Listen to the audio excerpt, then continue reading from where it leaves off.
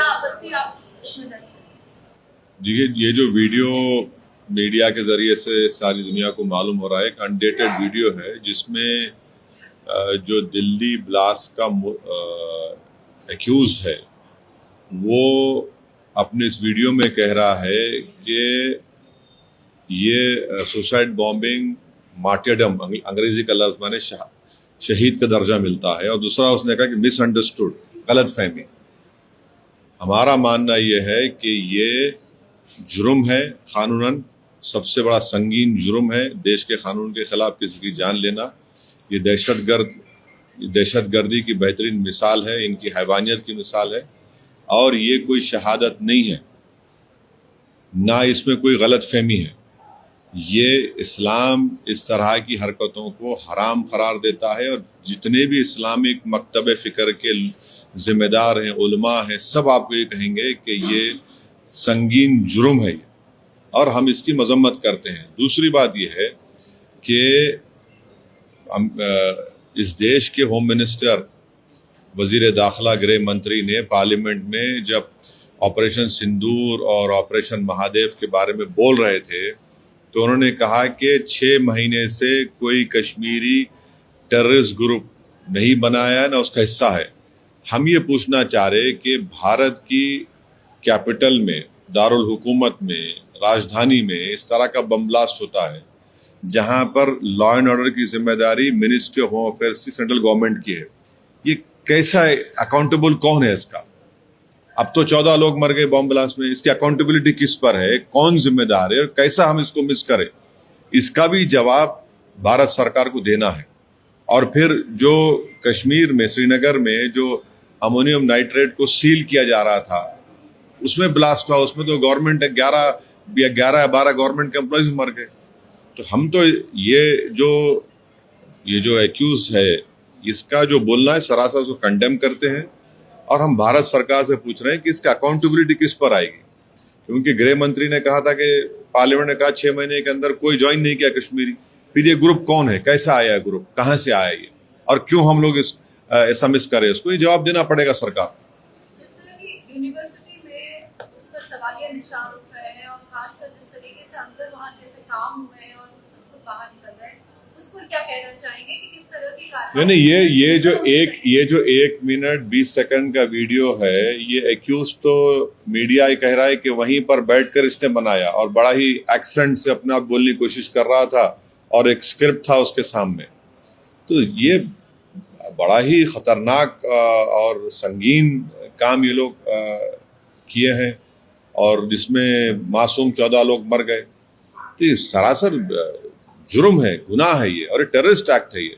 इसका हम सबको कंडेम करने की जरूरत है, और सरकार से जवाबदेही पूछना पड़ेगा। अकाउंटेबिलिटी किस पर आएगी? देखिए, दिल्ली देश की राजधानी है, और कहां पर फेलियर हुआ, कौन जिम्मेदार है, ये सब चीजों का जवाब सरकार को देना पड़ेगा। यूनिवर्सिटीज के ऊपर जो है, अब जिस तरीके से ये मामला सामने आया और यूनिवर्सिटी के ऊपर अब सवाल उठ रहे हैं, तो क्या कहना चाहेंगे? अब तो इंक्वायरी चल रही है ना, मैं कैसा कहूँगा, इंक्वायरी चल रही है, मगर ये पूरा ग्रुप था जिसमें 4 या 5 लोगों की, 4 लोगों की तो 4 लोगों की गिरफ्तारी हुई है, और भी तहकीकात। मुझे यकीन है कि ये गवर्नमेंट को इसकी तह तक जाना चाहिए, और जो इस तरह की हरकत करना चाह रहे हैं, और बड़ा ही खतरनाक और बड़ा ही कॉन्स्पिरेसी और पूरी प्लानिंग के साथ इतने बड़ी तादाद में अमोनियम नाइट्रेट को लेना, फिर उसको एम्फो बनाना, ये कैसा ये लोग स्लिप हुए गवर्नमेंट के रडार से। तो ये तो यकीनन ये एक सुसाइड बॉम्बिंग थी। और आपको याद होगा जब ये ब्लास्ट हुआ था, मैं ट्वीट किया था, एक्स पे डाला था मैं, और मैं कह रहा था कि ये मालूम करो आप कौन है। उस वक्त बहुत से लोग मुझसे शिकायत भी कर रहे, आपको कैसे मालूम, आप क्यों कर रहे, आपको रुकना चाहिए था। मगर वो बता रहा था ये कि वो लोग सुसाइड करने के लिए वहां पर गए, और पूरा तैयारी से गए, और फिर वहां पर 14 मासूम लोगों की, भारत के नागरिकों की मौत हुई। और यकीनन इस टेररिस्ट जो ये हरकत हुई है, इसके पूरी उंगलियां पाकिस्तान के ISI और पाकिस्तान के दहशतगर्द तंजीम तरफ जाते हैं। इंटेलिजेंस का जो काम है उसको कैसे देख रहे हैं आप? तो ये तो सरकार जवाब देना है ना। दिल्ली में सिक्योरिटी पुलिस तो सेंट्रल गवर्नमेंट के पास है, तो देश के प्रधानमंत्री को इसके ऊपर जवाब देने का है। कैसे देखें इसे कि फरीदाबाद में जो पहले पकड़ा गया और उसके बाद ये हादसा हुआ है, तो इसको कैसे देखेंगे? नहीं, कैसा देखेंगे? नहीं, आपको दिखा क्यों नहीं? इतना ये वीडियो खुद जो ये जो एक्यूज का वीडियो है, जो सुसाइड बॉम्बिंग अपनी गाड़ी से किया, ये तो 6-7 महीने पुराना है। एक सऊदी वाली जो घटना है उस पर आपकी, क्योंकि आपकी तरफ से जो है राय भी वहां पर है नहीं, तो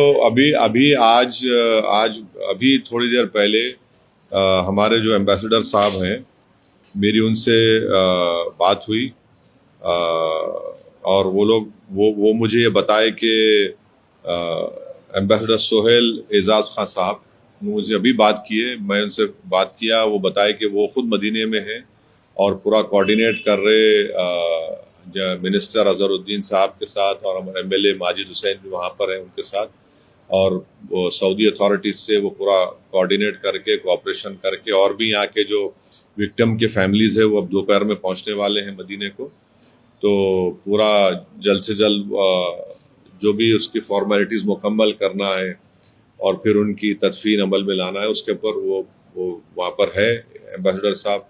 और उन्होंने कहा कि गवर्नमेंट ऑफ इंडिया से भी, पीएमओ से, फॉरेन सेक्रेटरी भी उनसे टच में है।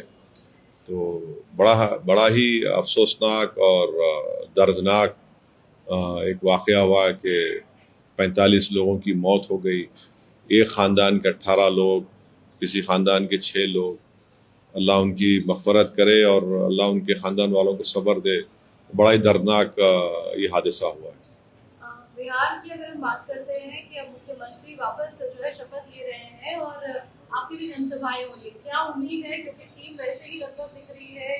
मुझे नहीं मालूम, वो पार्टी का काम है। लेकिन अब आप एक्टिव हो रहे हैं बिहार की पॉलिटिक्स में भी, तो फिर ज़ाहिर तौर पर नहीं, अब देखिए, गवर्नमेंट बनाना है, गवर्नमेंट बनाएंगे वो लोग, तो गवर्नमेंट को उनके पास मेजॉरिटी है, तब वो कैसे बनाएंगे, क्या बनाएंगे, वो उनका फैसला है। मैं क्या उस पर बोलूँगा।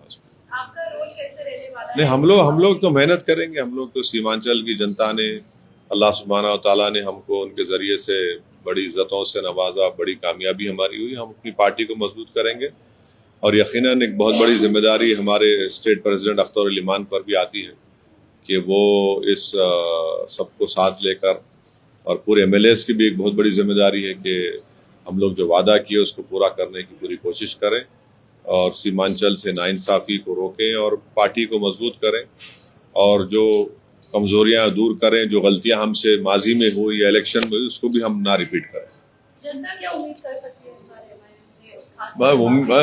देखिए, हम मेहनत करेंगे, इंशाल्लाह उनके भरोसे